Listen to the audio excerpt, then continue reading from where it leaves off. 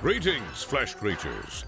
It is I, Megatron. On behalf of TFYLP, I want to congratulate you for listening to the most refined collective podcast on this miserable little planet Earth. Yes. Here you'll find knowledgeable fans discussing every aspect of Transformers and beyond. Now, enjoy the show while I continue my path to complete conquest of all of you miserable biological entities. Predacons, terrorize!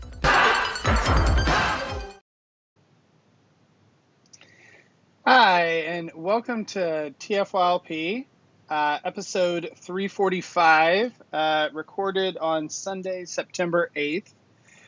So we're back live this week after taking a week off and, for Labor Day, so we could do some fun stuff. So this week I'm joined by Rob. Howdy. Anna. Good morning. And Amber. Morning, everyone. So this week we had a good topic suggested by Rob that with the new MP44 coming out, and of course we're doing a huge blitz for that. I think it's kind of a interesting time to kind of talk about the replacements in your collection. What's what do you want to replace? What can you see yourself never replacing? How do you decide whether or not to replace certain figures, et cetera, et cetera. So kind of covering all the way from G1 to Chug to Masterpiece to, all around the dial. So I guess with that, I'll let Rob kind of drive it since this is his topic here.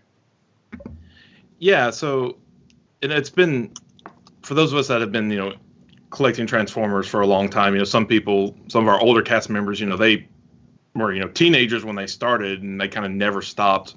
A lot of us, I think, took a break, us 80s kids, in the middle and got back into it when we, became adults. So there's figures that have come out at times and it's just like, wow, I'll never replace this. It's not going to get any better. And then it does. We can't predict the future. We don't know what to expect. And so it's interesting to me to see both things that I've replaced that I never thought I would replace, or, I buy thinking that I'll have that forever, as well as what other people do. And, we all do it differently. None of us have the exact same, what we keep forever versus what we want to, get rid of. It's some of us keep, like with each line, we kind of keep like a narrow, what is going to be in it. So, and then some stuff's untouchable. So, like, for example, G1, I collect G1, and I have pretty much what I consider basically a complete collection, almost. Like, there's a few rare Japanese things I don't have or whatever, but, I can upgrade some of those figures, like, if I find nicer versions or whatever, and, like, there might be, like, a few parts missing here. That's one thing. But, like, I have, G1 Optimus Prime, and I have G1 Reflector, just because I have, the new Siege Refractor, which is a fun toy. I'm not getting rid of my G1. That doesn't replace it. That line, those are separate. However, like if there had been a previous version of Reflector, like the BotCon 3-pack that came out from that Shockwave remold they did, that guy, like this would replace that to me because it's like the Chug style. When it comes to Chug, I pretty much just need at most one version of the character there. So, if I get something in there, if there's something better I like better it comes along, I'll replace it. Nothing in that line is really sacred. It's just really what's the best kind of update. Although, I have a couple of doubles. Like I have Generations 30th Springer because I like it so much, as well as the new Springer because it's a lot of fun and very, G1 homaged, pretty much off the page. So, and then there's some that I didn't think I would ever replace, like Masterpiece Grimlock.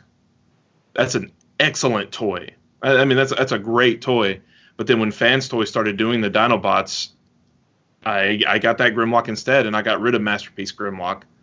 But I love the mold so much that I bought the King Grimlock repaint, in that case, so because I still wanted that. But then there's also, like Masterpiece Sideswipe came out. It's like, oh man, like for Masterpiece lines, I really just need one of every character. I'm not going to have multiple versions of it for the most part. But but the Sideswipe toy is great. It's a lot of fun. But then like the anime edition came out. I was like, oh well, that's minorly better. I better buy it. So I bought it, and this is one I know I'm one of the few people that did this. But the Bad Cube version came out, and it did a few things that I really liked, like the slimmer chest in robot mode. I really, and that toy has faults or whatever. But again, I replaced it again.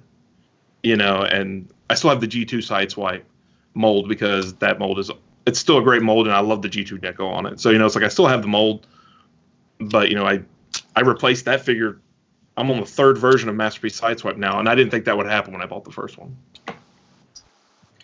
Well, there's a lot of different points there. One thing I do want to note for myself for the G1 stuff is I've actually found that those new G1 reissues that they're doing at Walmart has actually kind of replaced some of my G1 collection myself, because I'm for G1 I just kind of collect what I like, and cool bots. Like if I see something at a convention or whatever, I'll pick it up. And so a lot of them I kind of have like an incomplete loose version or whatever. And so I've actually sold some of, like, say the Devastator thing. Like I still have G2 Devastator. I've got the mold already. And so I ended up selling my G1 Devastator that I had that was loose to get that, reissue, because for me, I really don't care if it's original or new or what or vintage or whatever. I know everyone's different in those regards. I'm totally fine with like reissues in my G1, and I have several reissues in my collection, like the TF Club, which for anybody that doesn't know what that is, there wasn't an actual club. It's just what, like in the early 2000s, Takara did G1 reissues, and sometimes people call them the box reissues. It was part of the TF Club line, is just what it was called. Like Starscream came out in that, and it's like more anime accurate, but it's G1. Like he has a gold chest, and he had some different stickers for his eyes and some things of that nature. So I'm all about that. But then like with G1 Devastator, I got that at Walmart, the reissue, and I was comparing it with my original, and I returned the reissue. Like it was too different. Like that toy has a lot of nostalgia for me, and just the way they make that green plastic on the G1 is like very distinct, and that's not the way the reissue is. And so in that case, I was just like, nah, that's not doing it for me. I feel like for all of those new reissues that you have to keep them sealed in box almost. Like if you're going to compare them, like if you're getting it to open it up, like honestly, I'd probably just buy a vintage one, because like it's just not quite as nice. I mean, other than the fact that the new version is going to be mint and not the sticker's not applied and whatever, but like I don't know, like the quality of the plastic and all that stuff is just not quite, what the original was. That's an interesting point too, is like, because those reissues look awesome in the boxes, except Hot Rod where they screwed it up. But keeping that just to have that box image, yeah, it definitely would suit that purpose. I thought Jay Zachary in the chat had a good comment. Said there's a fine line between updating and placeholding, and I don't know, like how many of us here do you buy stuff knowing, like when you buy stuff that you don't think you're going to replace versus buying something that is going to be replaced? I think for me that G1, like, okay, so for me, there's a big difference between G1 that I had growing up, like the actual toys that I've somehow preserved in whatever condition they're in, and the ones that I bought as a teenager and young adult. Those were placeholders. Those were very much like, I want more Transformers to represent what I had as a kid in my head, but I don't actually like these as toys. Because by the time, I was a teenager, Beast Wars was out. And I'm one of those people who actually thinks that Beast Wars was more fun to play with than G1. So it just all became placeholders to me. Like every G1 figure that I picked up in that period was just like, I want to have a Sideswipe. There's not a cool Sideswipe toy. Classics came out. My G1 Sideswipe got sold. As soon as I got a good Sunstreaker, my G1 Sunstreaker that I had found got sold.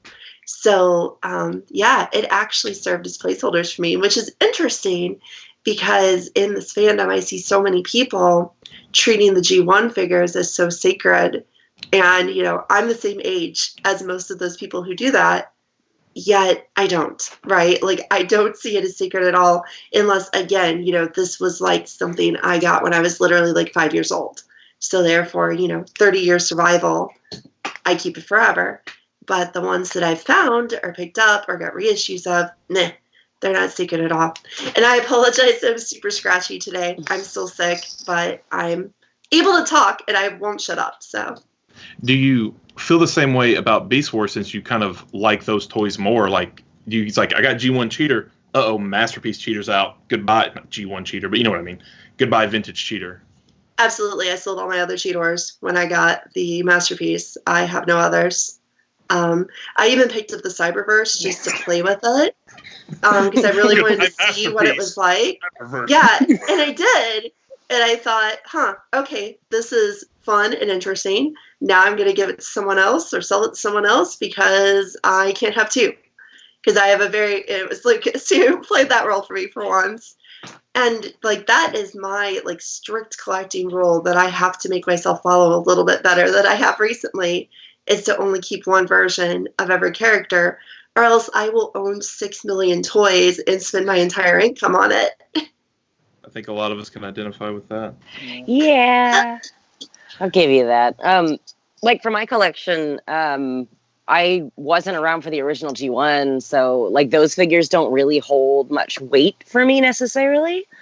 So there's a lot of them where it's like, I'll get them and I think they're super cool because this is a 34-year-old toy, 35-year-old toy, whatever it happens to be. And like, this is an awesome thing. Do I necessarily want it in my collection? Not really, because I like the higher articulation of like the current toys that are out.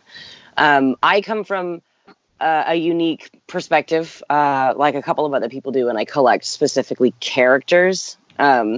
So, and I've mentioned this in a couple of past shows, I collect, obviously, Skywarp. So a lot of the times, if I know that there's a Starscream figure in a line, a Skywarp figure is going to be in that line. Do I want the Starscream toy? Not really, because I'm going to get the Skywarp toy, so I'm going to experience it at least at some point.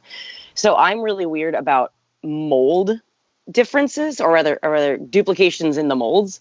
So if I know that there's a character that's going to come out that interests me more in that mold type, I'm going to wait until that character comes out, as opposed to getting 2 or 3 Seekers or getting a Sideswipe and a Sunstreaker. I know they're the same toy. There's no point in me getting them because I'm already going to experience them in the other direction.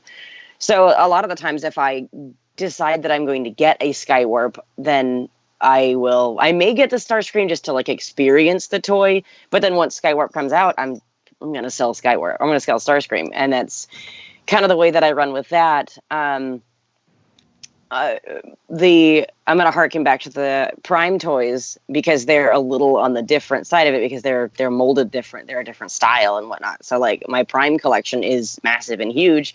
My G1 collection they're roughly about the same. Would I trade out, say, Prime toys for G1 toys? No, because it's a different style, and I like being able to look at that and have that be, you know, a big talking point in my collection of the differences between the two styles and whatnot, and then the differences between the articulation in both of those types of toys. Do I collect Masterpiece toys? Not necessarily.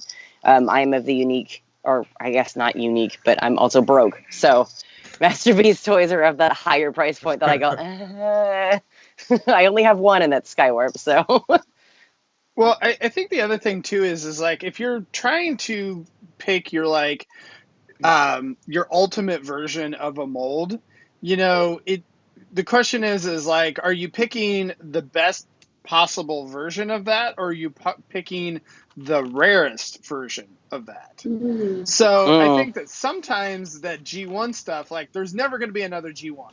And so trying to find and like just continually trying to upgrade that G1 to where you eventually get it, the original one, mint and sealed box, you know, whatever, like, you know, the tape not cut or whatever, or it might be like a BotCon figure or something like that from like an old, you know, the 10-year-old botcon that you can't find nowadays, or something along those lines, to where like you just can't find, or it's some weird reissue Takara, something blah blah blah blah blah. So I think there's a lot of people, and I find myself kind of going down that path now, because it's like there's so many figures. Like it's so easy for me to just go on eBay or go to a convention or just whatever and pick up just the regular version of the toy, the Masterpiece. It's like I just hit ship on Amazon Japan and it's there in 3 days. Whereas if it's like some crazy, whatever thing where, Takara chase figure or something like that, it may take you 10 years to find that figure. I think that's a good point, Lucas. And I'm struggling with something like that right now, because I've wanted, and you know about this because I've talked about it endlessly, but I've wanted a figure of Road Caesar for a long time, because I really like the design of that combiner team, because I like unique combiner teams. And in fact, it's a 3-person team is super cool. And I've even gone as far to try to find ways to create pseudo Road Caesars out of various things laying around.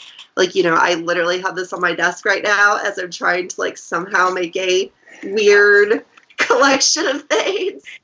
Does not work. Because they do this sort of thing. It's what are awesome. you talking about, Rob? That is amazing. I love all of those new Weapon Masters or whatever. When people put together some weird, crazy combiner, I'm like, yes, do it. That's fun to see, but that is not a Road Caesar. This is a cog with leg warmers made out of cars. It's perfect. It looks like G1 Minosaur. We're trying to make a poor man's... I'm going to say a topic. Okay, so recently, one of our members has been trying to rehome a G1 Road Caesar in pretty good shape. And I've always wanted a Road Caesar. And it's an expensive figure to get, right? That thing is pretty rare, pretty valuable, especially in the condition that he has it. And I can't get myself to buy it. And I'm literally thinking of spending about half as much money on the TFC version, because I value more having something that looks right in my collection. If I get that G1 one, I literally have a tiny shelf of G1 figures in my closet, in my display room, so that I can open and close it for when I don't want to embarrass myself with my G1 stuff. So I literally kind of hide my G1 collection, and that's where that Road Caesar would go. So it's hard to spend that much money on something you're going to tuck back behind a door. Right, even though he's kind of a Grell figure for me, right? Kind of. I've kind of wanted one. I will say that, but I guess I'm not. As I said, I'm a G1 completionist guy, but I'm also not blind. I have a lot of nostalgia for G1 Devastator, but I hate that toy. But I also love that toy, but I also hate that toy. I'm not, like you talked about Sunstreaker. I don't think Sunstreaker's a good toy. I think Sideswipe actually is a good toy. I like the G1 toy, that one a lot. It's a fun mold to me. I agree with that. But G1 Road Caesar is a lot of fun. And it's a good fun, the little Brainmaster gimmick where they slide up is really smooth on it. It's a very cool toy that I would recommend, and I would recommend putting it with your Chug. And I would highly recommend it over the TFC version, which I also have. That was actually one of the first toys I reviewed on my Broomin channel. Early last year or something like that was the final bit of the TF Club one, and it is not a fun toy for what it's worth. Yeah, I know. I have the Lio Kaiser, and it is. It looks good in pseudo RM separate robot modes, but it's not fun to play with. It's definitely not fun to combine. It just fits in my collection better than I think G1 figures do. I'm definitely not going to hunt down a G1 Lio Kaiser. That's never going to happen. They aren't as rare as you think. I do actually. At the TF Expo, I picked up one of those old Big Lots style KOs of it. Mm-hmm. It is fantastically hideous. I love it. But that's probably the closest I'm going to get to a G1 of that set.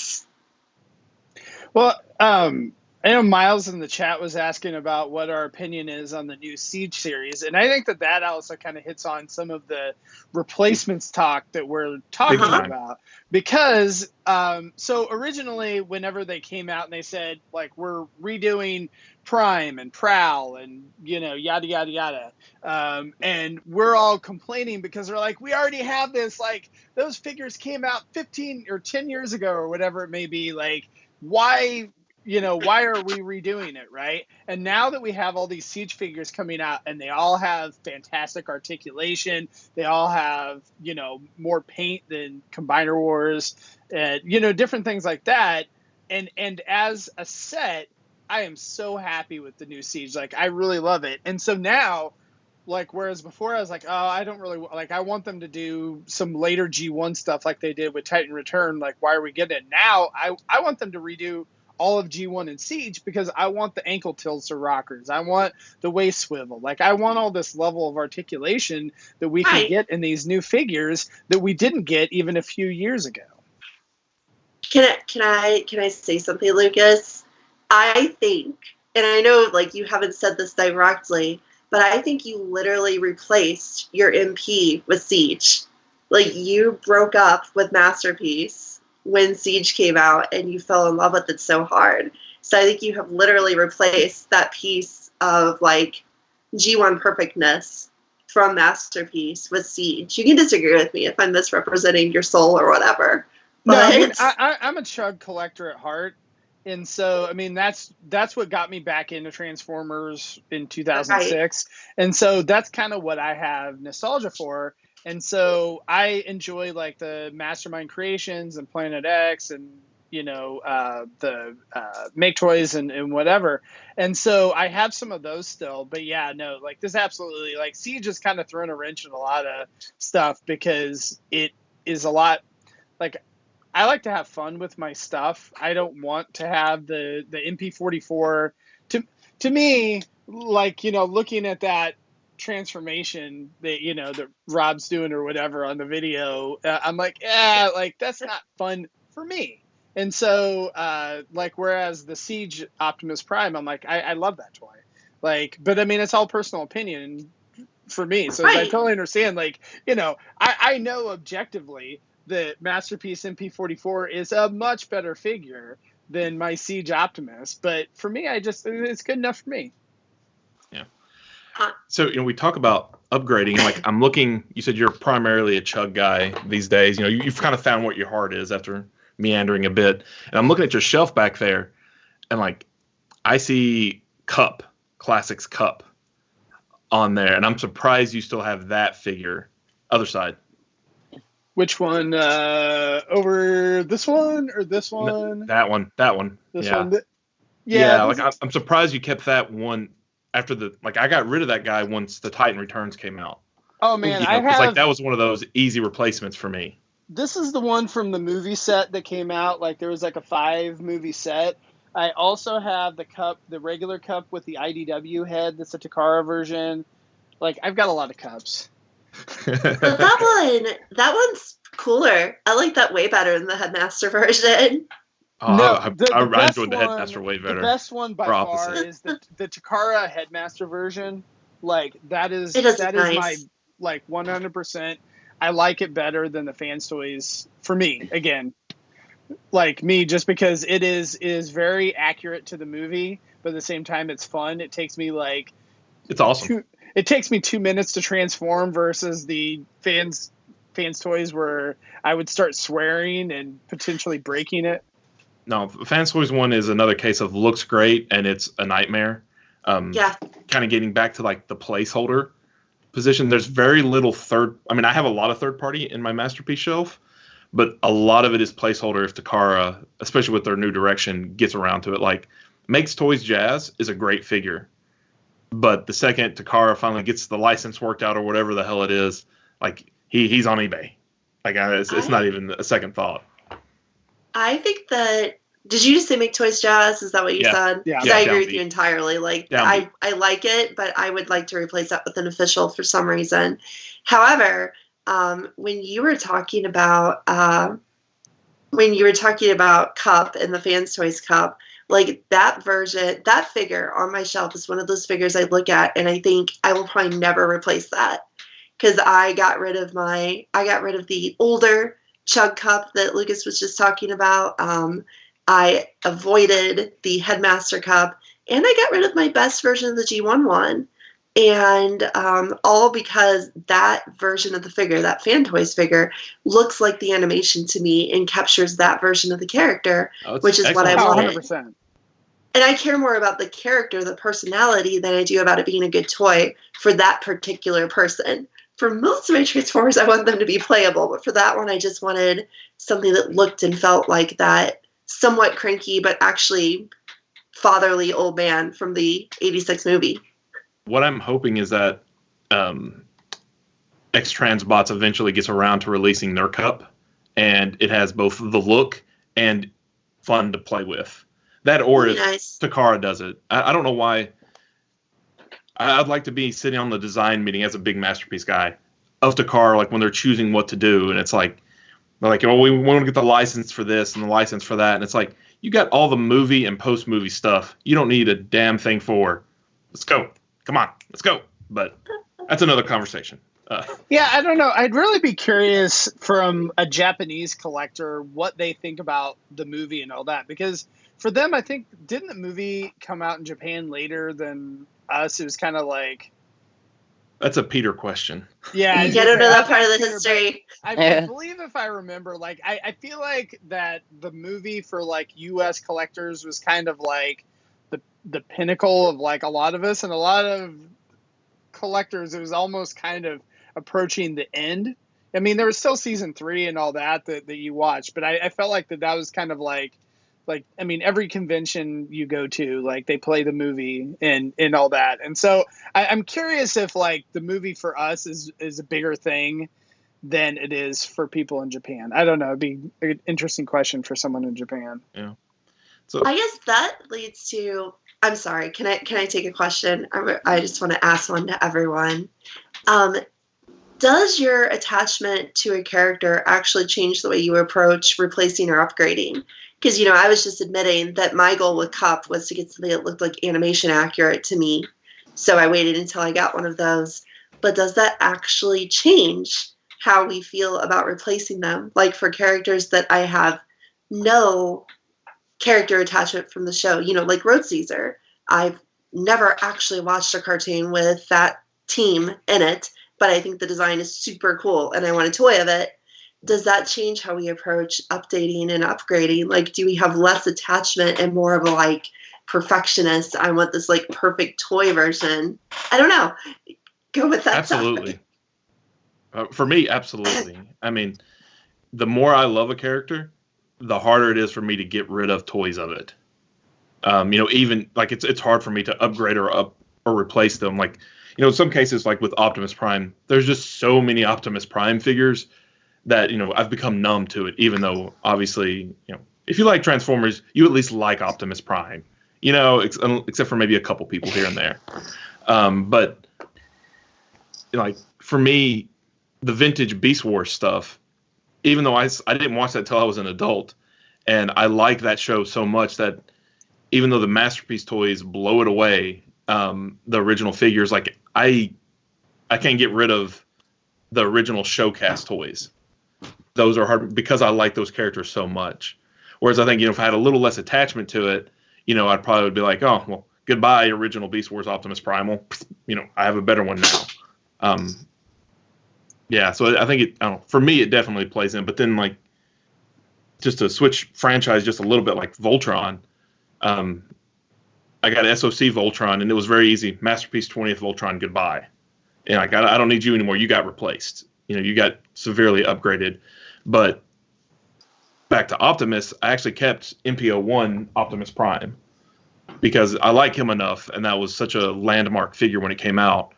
I made a special shelf for him and the Wei Zhang Mega Master because it's like at that same scale. You know, stuff that doesn't really fit in scale, but so I'll make exceptions based on the character. So, Rob, are you saying that you won't buy the new version, or you just won't get rid of the old version? For who? For characters that are really attached to, like just whatever it may be. Yeah. Are you saying that you are not going to get the new, like you're going to keep your older version and not get the newer version, or you're just going to end up collecting like 50, of that character? I can't collect 50 of anything, of any one character. That's definitely not. But the math is like this big complicated formula in my head with a big graph and tables and data points, and it's a scatter plot, and it all depends. So, it's like I got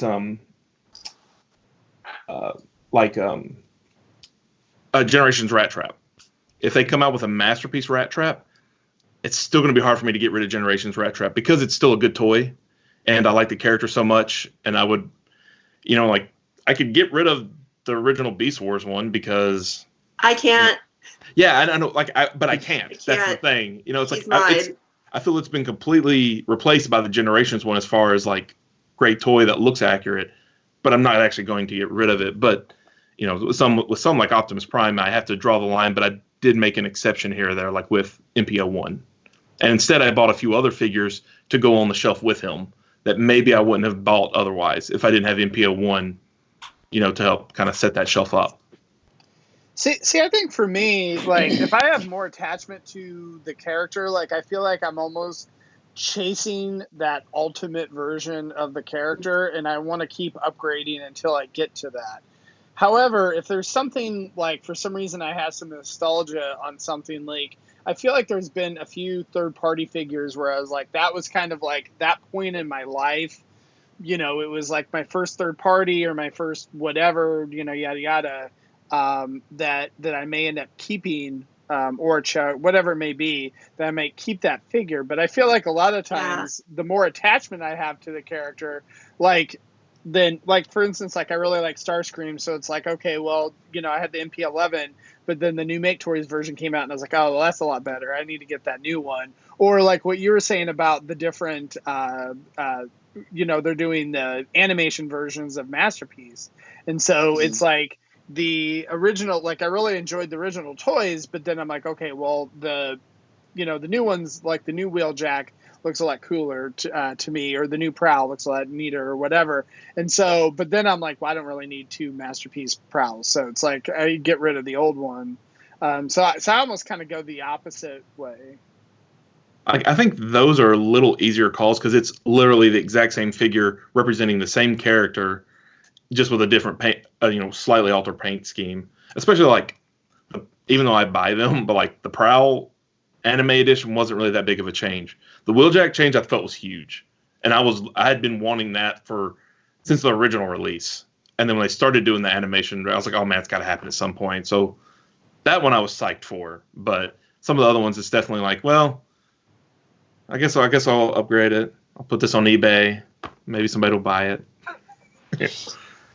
So, Amber, with, since you're kind of, like, whenever I think of a character collector, I always think of Paul because I've known him for a long time, and he's like, Starscream. And so with Skywarp, do you buy every Skywarp ever, or do you ever, like, replace a Skywarp in your collection? Yes and no. I mean, I would love to own all of the different Skywarps that have come out, but like with the reissue line, I have a G1 Skywarp. It's a reissue, like from a couple of years after the first release, so it's not like an original Skywarp. But I don't really feel a need to get the next. Like I don't feel a need to get the original G1 Skywarp because I have a reissue Skywarp already. So I'd like to own all of them, but at the same point, I guess it comes back to, well, I already have this toy, so, actually, no, I take that back. I apologize. I don't remember what's in my collection because it's unfortunately in storage still. But I do have an original G1 Skywarp, but it's still in the box. Like I haven't taken it out of the box. It's not MSIS. It's not sealed in the box. That word. But it does still have a box. It does still have all of its original stuff. I keep it in the box with the rest of my Skywarps. And then I also have a reissue G1 mold outside of that box as well. So like I have that on display. So it's kind of nice to be able to have that. And then, I mean, occasionally when there's like a special box that comes out, I'll buy two. I have one Skywarp. I don't remember the time. I believe it's a Generation Skywarp. And then behind it is a comic. I don't remember where I bought it from or what line that came from necessarily, but there's like a Skywarp comic like inside the package. And I've kept that by itself. Is it an IDW comic? I believe so, yes. I think that was the Generations line where they did that for a bit. Thank you. Yeah, okay. So then I bought that, and then I believe at a BotCon after that, I actually bought him loose. So it's another one of those. As if it's got an interesting box, I'm probably going to keep it in the box, and then I'll have like another figure outside of it.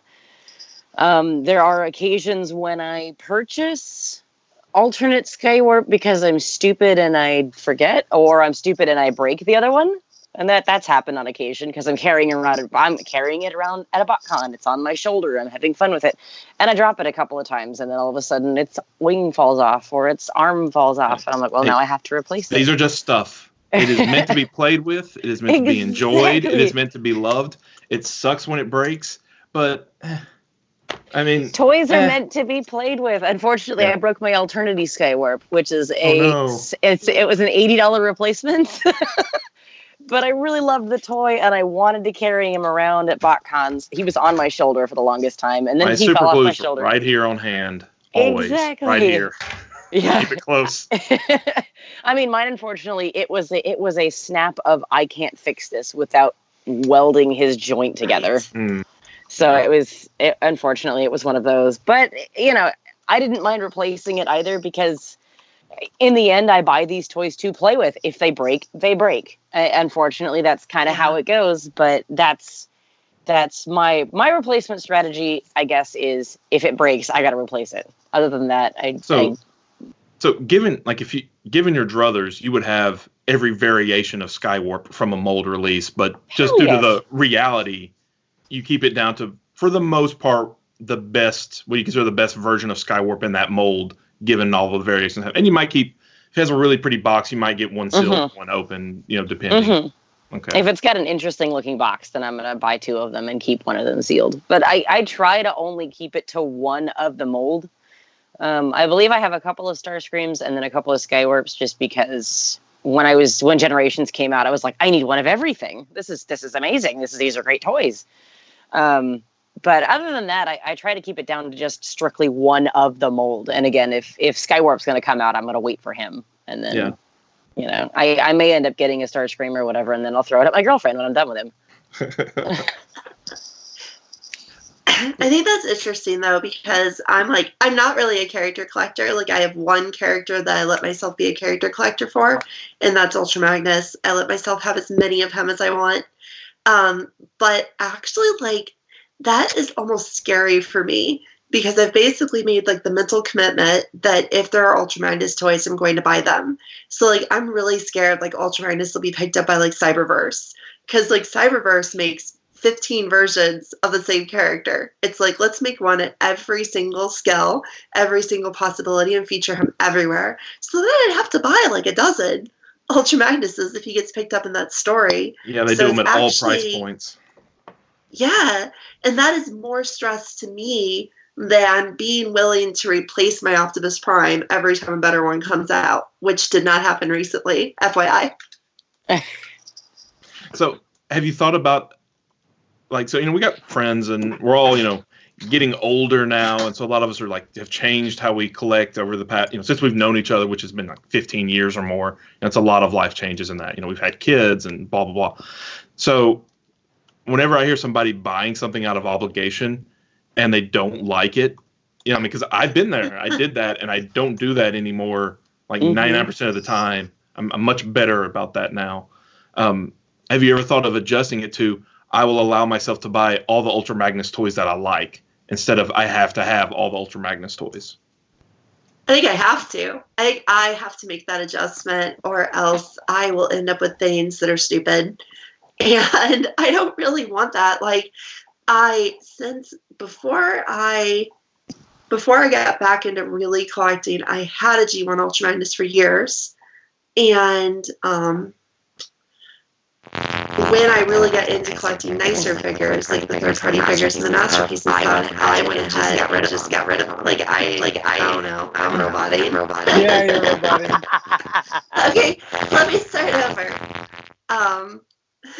Not yet. Okay, now you're clear. Yeah, you're good. It's like there's a like period in every cast I'm in where I turn into a robot. It is important. It is not planned or scheduled. Anyway, as I was saying, with Ultra Magnus, I had a G11 forever, right? And then I started hanging out with the Kansas City Transformers people and got into high-end collector crap. You know, I started buying the third-party stuff, more Masterpiece, all that stuff. So when that happened, I just sold my G1 Ultra Magnus because I was like, this figure isn't that good. I'm going to sell it. And I have no desire to go back and get it other than I feel weird being an Ultra Magnus collector without a G1 Ultra Magnus. Like, it just feels kind of strange to say, oh, I collect Ultra Magnus, but G1 one, pfft. But that is literally how I feel because it's a neat toy, but it does not look great on the shelf. It's not the best. No, not really. So, Lucas, you know, with your Chug collection, and you said, do you ever replace anything? Because it looks like you have, you know, like Combiner Wars Prime out there, you know, and again, like we mentioned, you said you had like 40 versions of Cup. Yes. Okay. So if I don't like the mold, then I will get rid of it. So there's a handful of those, like the Universe Galvatron. I hate that figure. It's terrible. The Chug Devastator, that was like an Energon repaint. There was a Walmart exclusive. Mm-hmm. Yeah. I got rid of that because I hated that because it wouldn't stay together for me, like my copy or whatever. So there are, I did go through, like, so pretty much everything from Thrilling 30 on, I think I've pretty much kept everything. But then everything from before then, if a new version comes out that I like better, then I will get rid of it. But yeah, for the most part, I mean, I don't know. It's just not really worth it to me.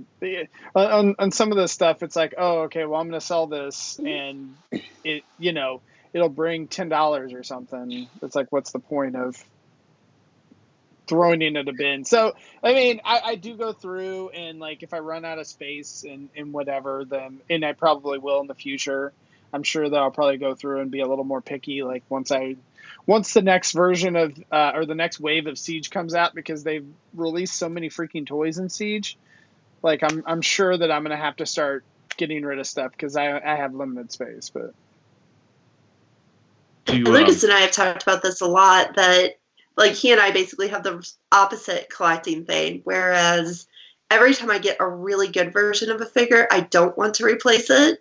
But with like all the Chug stuff, all the like retail stuff, I'm ready to replace it instantly. Like as soon as a better version comes out, it's like it can go, it can leave.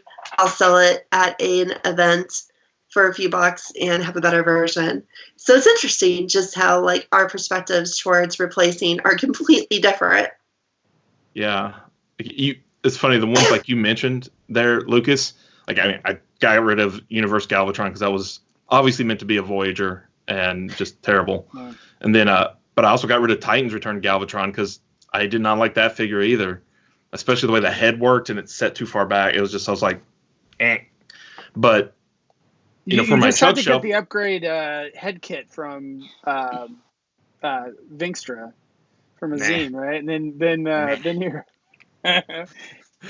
What I did instead was I bought the, I already had it, but just when I started redoing my room, it made more sense. It kind of shown out. Like I used the Unique Toys Galvatron, not the Masterpiece figure, but the the Chug's sized one, which is a great figure, and I like it a lot. And I was like that's what I want. I don't want any of these other things, So that's my Galvatron.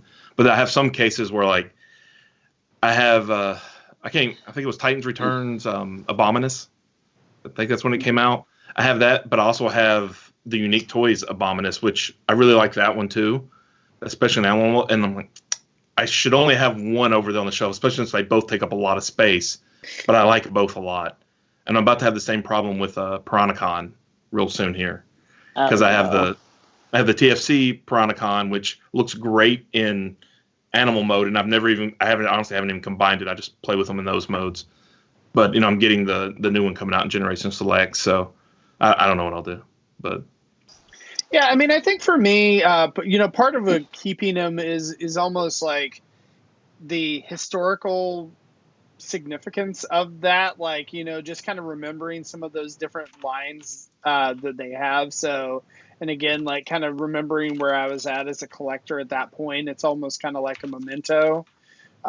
So, and again, like depending on for me, depending on the price, like I'm there's nothing that I couldn't get rid of in my collection. But there's certain things I like to hold on that are just, cheaper. But like, that's what, like, for me, that is an easy decision on a lot of my like masterpiece and third party. Cause it's like, oh, I can get $100 a pop for this stuff. So it's like, whatever, I'm gonna get rid of it. And then that's going to be my toy budget for like the next, couple years or whatever that I've, pre-funded myself for my, collecting. So do you replace with repaints? Like, let's say, you got the Siege Optimus that came out, and it's got like the battle damage stuff on it that, people generally everyone loves Siege, but the battle damage people have been pretty split on. Some people like it. So we're like, hey, at least they're doing paint, but this paint sucks. So like the cell shaded versions are coming out. Mm-hmm. Do you get rid of your original Prime, or do you say, I'm fine, or do you get both? How do you treat that? Well, all the hamsters are spinning. I can see them spinning. I've had a tough time with this, okay, right? Because, so like I said, from like Thrilling 30 on, I have like every US release of the mainline Chug stuff, right? And so there's figures that I have that I'm holding on to that I don't really like. For example, Power of the Prime Starscream, I hate that figure. But then there's also Siege, specifically the Impactor that's coming out, right? Like both of those Impactors are very, very close. I like the one in the Amazon set better than the retail release, but I'm going to get both because I want to have that complete collection, and I'm crazy, and I realize it's like it's just coming out and I'm talking about it. I just sound like a crazy person, but whatever. I think what's going to happen is my prediction, and this is what I've seen happen with some of my other friends, is that we go down this line of buying out of obligation until eventually it becomes a chore and we stop enjoying it as much.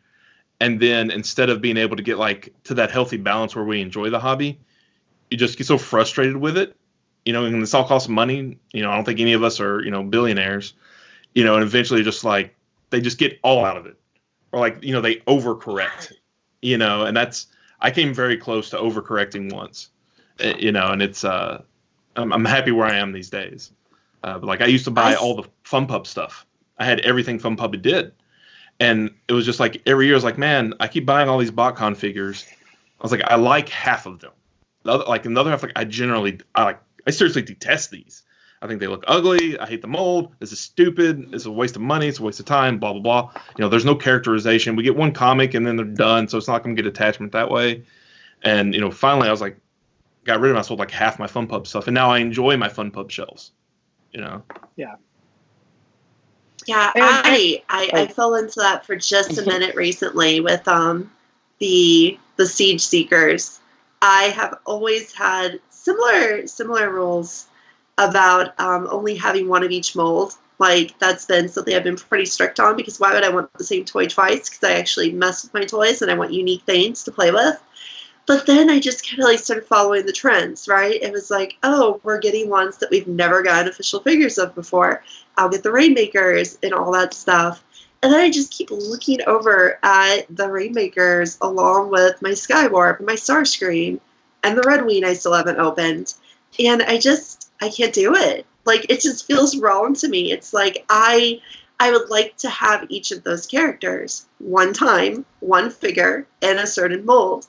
But I don't want them all in the same mold. It's driving me crazy. Like, it doesn't look right to me. It doesn't feel like it should be a part of my collection. So I think I'm going to go ahead and get rid of the Rainmakers so that I don't feel that that keep the dissonance anymore.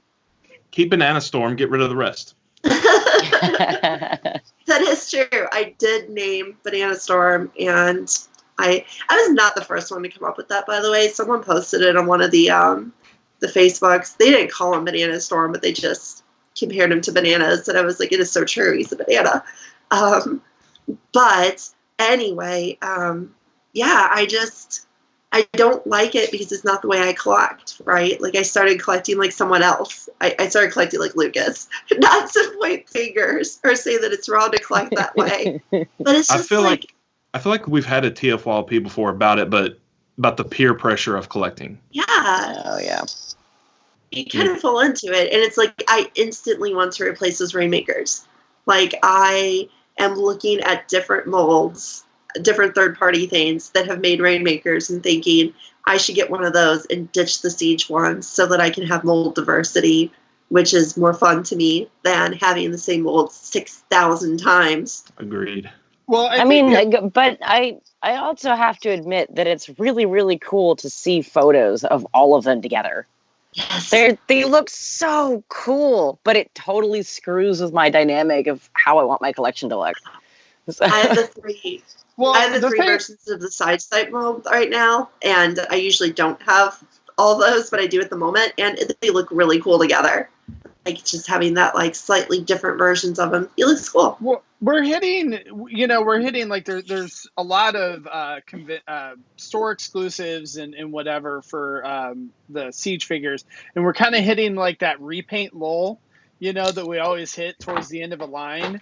And so I 100% agree on the Seekers, where like they all look cool together, but then it's almost like you open it up and you're like, oh boy, another version of this mold. Because like I think the Rainmakers dropped, Skywork dropped, and Thundercracker dropped. And Red Wing, like literally all of these within the span of like a month or whatever. And so you're like, oh boy, I get like 6 more versions of this mold, like. So, and I own 0 of that mold. I never even bothered. I just was like, nah, I already got enough Seekers. Honestly, I like my classic Seekers from 07. And, I got those, and I have the Fun Pub ones, and I'm good. The only trouble with those Seekers is I wish they were a little bit bigger. That's really my only. These days, they feel small. Yeah. These days, they feel small.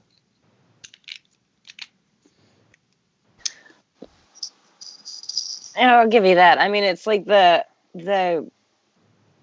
like having the different, like just seeing the different pictures that people have taken with Skywarp molds. And again, they're super pretty to look at. I love seeing the different poses that everybody stuck them in and the different, it looks super, super neat. And it's a great talking point. But yeah, it does harken back to there's not a lot to do when you get one of these and it's the same thing that you've already messed with 8 times before when they drop them so close together. But it's like the replacement side of that is, somebody brought it up in the chat a little while ago that sometimes it's just not worth it to sell them. Sometimes they're not worth the effort or whatever because the price just drops too far or the market's too saturated with them. So somebody earlier take them to Goodwill. Exactly. Well, somebody earlier in Toys for Tots. There you go. Somebody earlier in the chat mentioned that they were getting MP44, so they gave MP10 to their kid. Like there just comes to that. There's always going to be somebody in the fandom that can be like, "Hey, you don't have this toy here." Like my girl. I just recently, like 2 months ago, got my girlfriend into Transformers, so she's all over. That was a bad idea. I know it's the greatest idea. She's been screaming about Beast Wars though, and I don't care for Beast Wars personally. So she tried to go back and watch Beast Wars and then couldn't, which was the funniest thing on the planet. To be like, validated. My points are validated. But she is now really attached to Shockwave and Starscream. So it's like I will pass my toys off to her, or every time I dig a toy out of storage, I'm like, here, play with it. And she gets to experience it, which is that side of it, and she doesn't have to spend any money on it. So like that's a good, like, to have somebody to like pass your collection on to as opposed to selling it, I think is also a really good thing to have, I guess. So to switch a little bit, there's been some talk about it in the chat here. We should bring it up a bit. Is how do upgrade kits fit into the replacements, side of things? Do they extend out some figures for you? Do you replace your upgrade kits? I know I had the Nonif hip panel kit for Masterpiece Ironhide and Ratchet, and then Shadow Fisher came out with an injection molded kit, and I upgraded my kit, for those figures. But I still kept Ironhide and Ratchet. I think they're awesome, but I think you need a kit of some sort. That is a really good point, because I recently New Age came out with that mold for Ironhide and Ratchet, and I love Legends figures.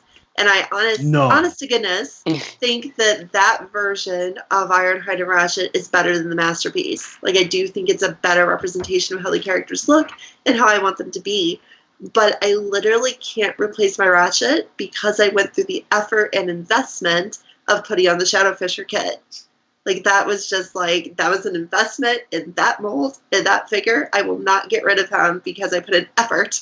So therefore, I will not get the regular ambulance version of that mold. I have him as a taxi instead because it's weird. I think there's, with a lot of this, and I think we've all hinted, I don't know if we've explicitly said it, but sometimes, like, you would replace a figure. It's like, it's a better mold, it's better this, it fits like on that chug spot in my collection. But I remember getting that toy with a buddy at the show, and we were so excited to find it. And so it has a memory with it. And so it's like, I can make a few exceptions like that. Like, 4 or 5, not a big deal. 500, that's a big deal. That's a lot of space. But, when you have that, some other, memory associated with it, and you keep it, I don't know the lady's name, but you look at it and it brings you joy. So you keep it. Well, yeah, and I think a lot of times the upgrade kits, like, you have to, depending on the kit, like, you have to do a fair amount to do the upgrade. And so, like, I was trying to think, there was a kit that turned the Combiner Wars Optimus Prime into the IDW Optimus Prime. I can't remember what that kit's name was. But anyway, like, it was a fair amount of work you had to do on this thing. Like, it was like a 45-minute build. Like, you had to take a pin out in order to put the new stuff. So it's like something like that, where it's like you almost like don't want to replace it because you spent so much work upgrading this character. Or like, even if you make it something into a custom or whatever too, like if you're customizing with, custom paint or whatever it may be, or a sticker set or just something like that, where, like, did you almost like want to hold on to the character because of that. That's the thing. Can you imagine, like, I bet that there's quite a few people out there who wanted cool modern versions of some of these figures we're getting in Siege. Like, for instance, the Power Dashers, that's a weird thing to get new versions of. I bet there's people who invested good money to get good customizers to make them versions of those figures. And now they're seeing the Siege ones come out and being like, oh no, it's kind of better because it's more stable and it actually still transforms and blah, blah, blah. Even though it's not my, like, $100 custom, it's now a $20 deluxe figure. But yeah, that dissonance would be terrible, though.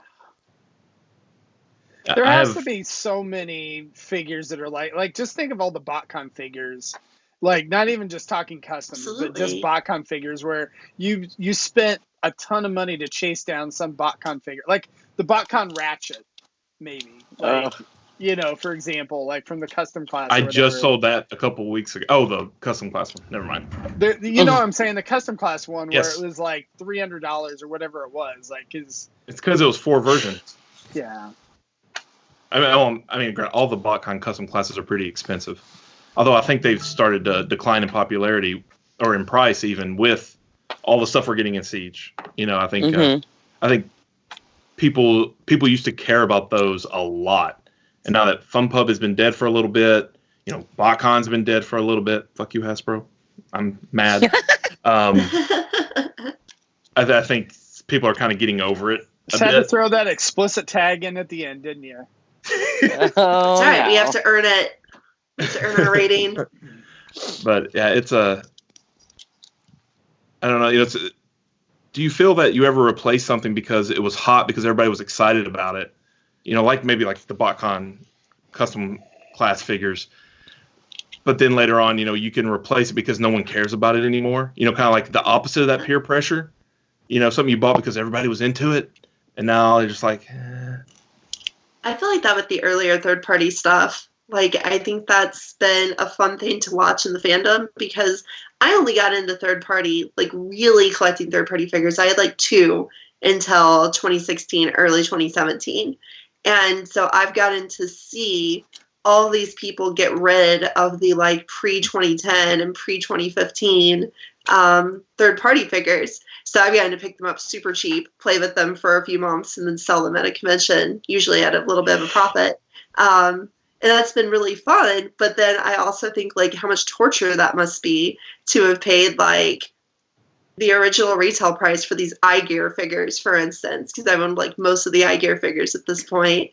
And I paid, like, you know, I paid, like, 20% of their value every time I bought one. yeah. That must be really hard for people. That Make Toys Giant or the TFC Hercules or whatever. Oh, yeah. Oh, God, that must have just hurt so bad, because, like, those were, like, $600 figures back in the day when you took all the stuff together. But I don't know. I think it's funny, too, because, like, you know, I know that you've been picking up a lot of the Fans Project stuff lately, right? And, like... And I love that. Yeah, and all these people are just like, oh, Fans Project is, you know, whatever. It's so 2013 or whatever. And, you know, you pick it up and you're like, these are fantastic. Like, why is everyone selling it? Because they've replaced it, and they're like, oh, you know, whatever. The Fans Project Dinobots, it's like, who cares about those anymore? Here, I've got my new, you know, Fans Toys or Gigapower or whatever it might be. Yeah, like, but they're still really cool, you know, figures. I know a lot of that comes from, like, when especially the third party scene was first coming out, because a lot of those figures y'all just listed, like Hercules, I had that and I've gotten rid of it. I actually bought the Shattered Glass version that was on deep clearance at Big Bad to keep something of the mold. But, you know, it's when that stuff came out, you know, we never thought that we were going to get a mainline normal combining Devastator, you know, and we did, you know, and they kept doing stuff like the Energon Devastator you mentioned earlier, you know, the green repaint, which is something I had at one point too. You know, it's like they kept like teasing at it, but we never thought we'd get there. And so that was all we had. Or like those early Fans Project releases, like the They're Not Springer, and their you know, they did the Ultra Magnus armor. That was huge when that first came out, and all that stuff that I sold, honestly, in the last year, I finally got rid of it all. You know, I was like, wait a minute, I was like, why am I still holding on to this? You know, this has been smashed way better with other stuff. It was a neat idea, and I enjoyed it for what it was worth. I don't worry too much about losing the money, because I had it for 10 years and I enjoyed it for 10 years. You know, it's in the hobby budget, comes and goes. I don't go see a movie and then think, oh man, there went that $15. How can I recoup my investment?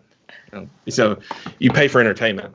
That's what's interesting about those the Fans Project Dinos, though, is that I feel like when people were originally buying those, which is before I got into the third party scene at all, they were buying them because they wanted fancy new versions of the G1 Dinobots. And then Power of the Primes came out, and those are pretty good. And then, you know, Fans Toys has put out all of them. Gigapower's put out all of them. There are options of more G1 looking ones. So those people ditch the Fans Project Dinobots, which are perfectly good figures. They're actually quite good figures. I think the Fans Project Dinobot set is a unique case because they started dragging out the releases. We don't know, we didn't know if they were going to finish the set. And That's true. They obviously did. And then the Grimlock is pretty bad. I really like the rest. Like, he's not a bad toy, but the aesthetics I find off, especially in Dino mode, and not super great in Robot mode either. I think the rest of them are all way better. I think he's by far the weakest. The Snarl is the worst one. The last one they did. Yeah. Have you messed with that one? Mm-hmm. Yeah, I have them all. Oh, okay. I should have played with that before you got rid of it. For me personally, that's the one that I really don't like from the set. I actually like the Grimlock, but part of it is with the throne and like the whole complete package that they did with that. Yeah. That's the throne was real nice. What I liked about that. But I mean, Yeah, like I mean that's the thing that's tough about some of these too is like you talk about replacements. It's like okay, you had the Planet X Dinobots, you had the Fans Project Dinobots, you had the Chug Dinobots, you have your Masterpiece one. So it's like it's like which ones do you go with? And Toy World and Zeta, like they Right. did Chug Dinobots and Yeah, it's like there's it another can one be I'm forgetting. overwhelming. T Creation did Dynamo. It's like there's so many like options. I think that it's It's almost great to have options, but The people who buy them now probably aren't looking for G1 style Dinobots. Like they are probably literally wanting Fans Project looking Dinobots if they buy the Fans Project ones, like me, or if they're buying the Planet X ones, they literally want the Planet X look, which is a really different. I think it's a different approach to it because you're not trying to get like a G1 perfection. You're literally looking back and saying, this isn't perfect, but it's something that I really like, so I want it in my collection. And I think that's a lot less likely to get replaced, like so far. And I've been buying Fans Project figures off and on for quite a few years now. I don't think I've really replaced any of them. Like I get them knowing what they are and really liking them for who they are, but they're not usually my like normal version of that mold, right? Like, or of that character. Like that's slag I just held up is not my slag. My slag is over there and is perfect and wonderful. And that is an entirely different character. He's weird blue Diaclone-ish slag, and he's fine. Dinobots are, just an interesting point just because there's been so many companies that's done the full team. So, like, I have my Masterpiece set, and that's where it is. And I have the Planet X set with my War for Cybertron figures, and that's where it lives. But both the Fans Project and the Siege, or the, what was it, Titans, or Power of the Primes Dinobot sets are, like, both live in that Chug area for me. And I'm actually thinking of getting rid of the Power of the Primes ones. Like, they're okay. I think Volcanicus is terrible and should have never happened. I think it looks bad. I think it's a bad idea. Dinobots don't need to combine, damn it. They don't. And, people had to make sets to make it not look as bad. And it's just, I like some of the smaller figures. I really like Swoop. I think he's a fun figure, but they're so small. And I think the Grimlocks, again, is terrible. I think I would rather get rid of those and just keep just the Fans Project ones. Yeah, I think the Volcanicus, like, if you buy the upgrade kit, like, I actually think that looks pretty good. I didn't buy that myself, but I saw it on display. The Agabus or whatever had it, and like, if you put it in a DTOF with the upgrade kit under lights, it actually doesn't look bad. With upgrades, lots of upgrades. With upgrade, but then you have to buy like $100 in upgrade kits, and it's like, I just was like, whatever, I don't. Maybe 200. I'm not gonna do that. I can't remember how much it was, but I just pretend that they don't combine, and then which makes, when I look at stuff like the Grimlock and Power of the Primes, I'm like, why is this toy so derpy? It's like, oh, it's for that feature that I pretend doesn't exist. I like Classic Grimlock. I actually still have Classic Grimlock. I think that's a much better Grimlock figure. But the funny thing is though is getting back, and I think that even with the last trilogy, that they had a lot more influence with like stuff for kids, more than they do now. Whereas like that Volcanicus, right? Like, okay, we all think it's like, whatever, right? But my kid thinks it's the coolest thing ever. Like, we took that Power of the Prime Starscream and, King Starscream and like combined it with whatever in the Volcanicus, and then he had a big battle with the two of them, right? And he thought it was the coolest thing ever, right? And like, we did the little Power of the Primes, like you put the little whatever the little mass, whatever the primes were, right? And then I read off to him like all the different powers that the primes had if you could upgrade them and stuff like that, and he completely dug that, right? So I think that if you are someone who is a younger collector or someone who's young at heart, I think that you have more of an appreciation for it or whatever than you do some of us, to where we really have the nostalgia for the G1 stuff, so we want it to be G1 whatever. We don't really want it to combine and all that kind of stuff. Children are not allowed to enjoy these. That is forbidden. Like, on the note of kids, like, I mentioned I don't like Titans Return Galvatron. I actually gave it to my 9-year-old who has played. She was already playing with the toy all the time.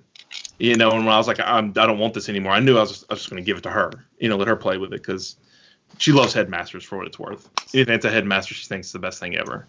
So it's like I found a new home for it, and she enjoys it just completely. It's not what I needed, but yeah, for kids, they loved it. So whatever, win-win. Yeah, I think Jay Zachary in the chat made a really good point as far as replacement culture, that third party really has kind of accelerated that whole thing because, again, we're just buying this just to have the character in our collection because it's like, is Hasbro ever going to do Dinobot, Seacons, Overlord, Power Dashers, like whatever? I mean, you just like the list of the stuff that goes on with those characters. And so then I think that at that point, people are trying to make that decision and saying, do I want to go Masterpiece? Do I want to go third party? Do I want to go mainline? And so at that point, you're trying to make your decision on which way to go. Go ahead. I love watching you guys who have like these really cool third-party figures in your collections go out and replace those figures with inferior chug. It is so fun to watch. Like, it's such an amusement factor for me. Never done it. Especially with the Titus Returns Headmasters. Like watching people get rid of their Fans Project Headmasters, which are absolutely perfect magical figures. Oh, those are so good.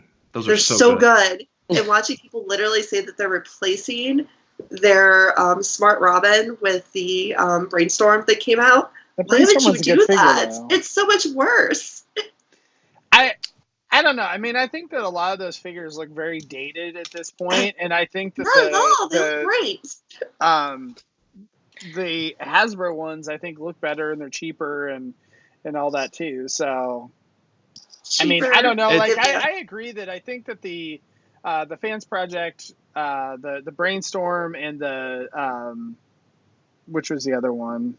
There's a couple of them. The molds that were really good. Highbrow. Really good. But the highbrow was garbage. Like, I mean, again, I know we went through this. Like, there's not a good highbrow. Every highbrow is garbage. I think that's like a lot of that is that the third party, like their focus has changed. Like third party used to be big in chug, in the chug world. Like that's what all the companies were doing. They were doing that, and then over time, between Fun Pub toys that were coming out at the time, and especially in the past few years since Combiner Wars, Hasbro's like, hey, we're going to start really doing all the G1 crap. And so third party has just gone to nothing on that. But Masterpiece picked up steam. And that's where I think a lot of people are buying stuff that, like I mentioned earlier, like I know that if Takara does it, I will replace it. But Takara has not shown any inclination that they're going to do it yet. Whereas if you want chug figures, Hasbro's shown they're going to go there. They're doing freaking Power Dashers. They're going to get there. So I think that's dried up now. So you're not going to buy a third-party placeholder. But Masterpiece, I think you're still buying potentially third-party placeholders. Just people waiting for Takara to announce something that may or may not happen because they're such a closed book on what they're doing. Yeah. Yeah, and I think it's kind of tough, too, when you talk about the placeholders because it's like, again, you don't know what Takara is going to do. So it seems to me that Takara and a lot of these companies want to kind of stick to the main characters, the A-list stuff. They don't want to put some, weird season 4 character or whatever. So it's like, you may only get one version of that, like the Make Toys, like the Point Blank, right? Yeah. It's you're probably. Now, Hasbro is probably going to make a Siege version or whatever the next line is going to be version, right? But, you're not going to more than likely get a Masterpiece, version of that just because they're probably not going to sell enough. Yeah. And so, I hope they do not make Point Blank out of that counter punch mold like everyone was saying. That's obviously what it was made for. To. But I hate that mold. It's so bad. It's not great. That figure was a big disappointment. Yeah, it was. It's this horrible thing I have on my shelf that every time I look at it, I'm like, I should sell it. And it's like, Anna, you'll never get another counter punch, and you actually like the concept, so you should keep it. But it's wrong. That voice is wrong. You can buy the box. Exact same thought in my head. That's why it's on mine. Terrible. I don't have anything better to put there for the chug. But then I'm like, do I need a chug punch counter punch? I have. That's the question you have to ask yourself, right? WWLD. Oh boy.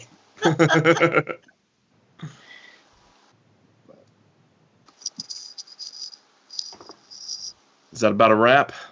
Yeah, I know we Quiet. went I think for so. we went for a while and all I have that like too, 100 so- more upgrade stories if you guys want to hear. I have a one for character collector, so I have a lot of stories about this, like I my like how Twitch, you're the Chrome one Dome, for and everything character. else.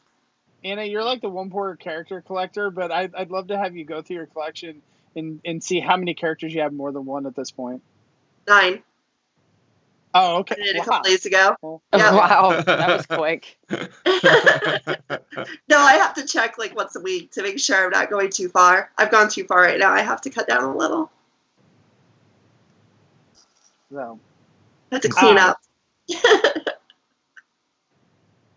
but yeah, no, I think I don't know if unless we have anything else to cover, I do want to mention that if you like us and what we do have a Patreon to help support running the server costs. Like we have costs for the website and for the podcast and all that type of thing to host that. So there are tiers all the way from $1 all the way on up. So that's at patreon.com/TFYLP. And then also check out our shows. We've got a full slate of shows going on this week. There was just an upgrade or just a new show of Cut the Tape from Rick that uploaded on Friday. We'll have another one coming on Friday. So those will be Friday nights. Microcasters is going to be on Tuesday night at 10 o'clock. And that's live on Facebook. Have we decided what figure we're doing yet, Anna? I think that we haven't. I think there's a pretty decent chance that within the next 2 weeks we're going to talk about this. But Yeah. I don't know if it'll be Tuesday or it'll be the next Tuesday. Yeah, so we have a couple new, figures between that and some Legends third party or whatever that we may do. And then I know we're going to do BotBots at some point here pretty soon for the new series as well for that. So, check out Microcasters 10 o'clock Tuesday nights. And then Ouch My Wallet is Wednesday nights. And is that on at 9 Eastern, Rob? 9 Eastern. Yeah, Okay. That's usually what we shoot for. We've had, I think, 1 or 2 episodes that went a little later, but yeah. So, yeah. So I guess that's it for this week. So I appreciate everyone joining, and we'll see you next week. Bye. Bye. Good night. Good afternoon. Good night.